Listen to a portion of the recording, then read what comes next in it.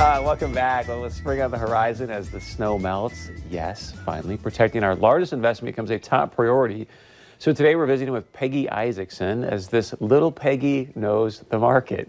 That's her tagline. I love it.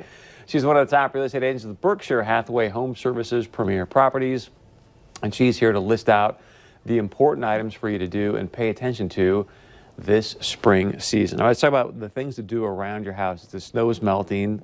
I was doing some things probably the wrong way, but what should people be doing? Well, with all the extra snow this year, we really have to do due diligence in making sure we check our foundation because there's going to be a lot of water melting. The ground's still frozen. The water needs to go somewhere. So if it doesn't go in the ground, it's going to try to find its way into your house. So there are definitely things, especially this spring, that people need to pay attention to. Some people still have snow on their roof, and if they still have snow on their roof that's melting, most of it's gone, thank goodness, but they need to make sure they get their downspouts extended out. So a lot of people put them up in the winter months. You need to get those downspouts extended out to get the water away from the foundation. Just had a home inspection the other day. The extensions were up. The water went straight down the foundation, and sure enough, there was water inside the foundation because there was no place for that water to go. So how do you check your foundation? If you find water there, then what? We'll talk about that.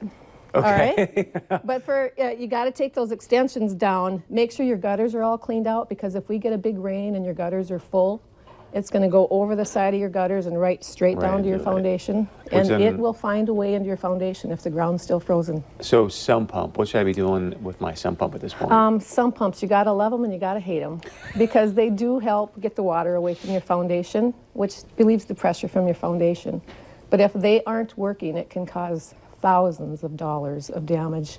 So with the sump pump, first and foremost, you need to make sure it's working. So go down to your basement, flip the float up, or pour water in it and make sure that it's working.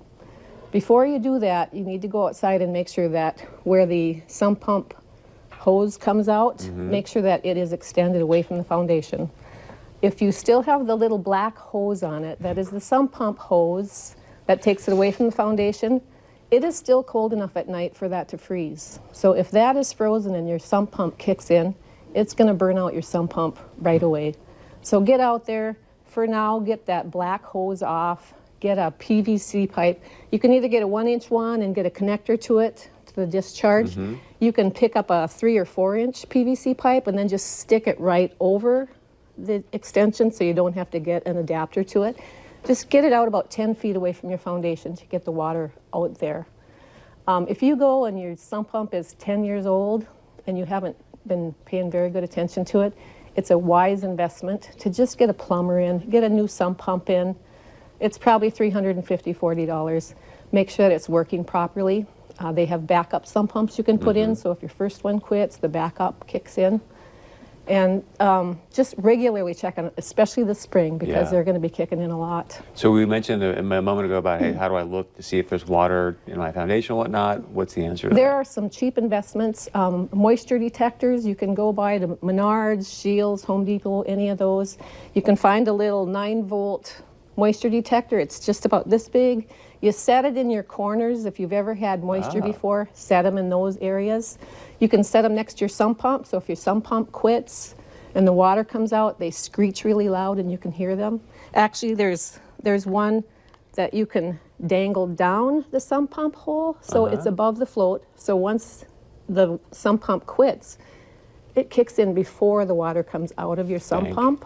Goodness. And you can get the ones that screech really loud, or you can get ones that connect to your Wi-Fi and then send a push notification to your phone and let you know that your sump pump has quit. Thank you for that. Let's bring up the graphic here so you can get a hold of you. You can see the phone number here. Go ahead and give her a call if you want more information, and there's her email as well, because Peggy knows the market. Thanks for being here. We appreciate it. Thanks. All right, stay with us. Much more coming up right after this.